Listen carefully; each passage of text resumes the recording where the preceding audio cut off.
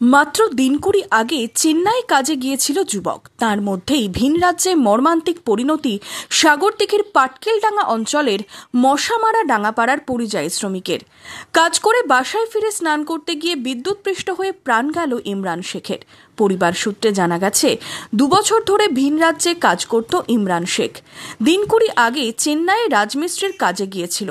সোমবার সন্ধ্যায় কাজ সেরে বাসায় ফিরে স্নান করতে গিয়েছিল ওই যুবক।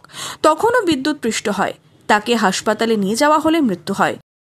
চেন্নাই গেছিল কাজে, আর দিন 20 হলো যে কারেন্টের শক খেয়ে মারা গেছে। কি কাজ করতো? রাজমিস্ত্রি। কতদিন থেকে চেন্নাই যেত? চেন্নাই তো 20 দিন হলো। মৃত্যু সংবাদ বাড়িতে আসতেই কান্নায় ভেঙে পড়েন পরিবারের সদস্যরা। ভিন রাজ্যে তরতাজা যুবকের মর্মান্তিক পরিণতিতে শোকস্তব্ধ স্থানীয়রাও।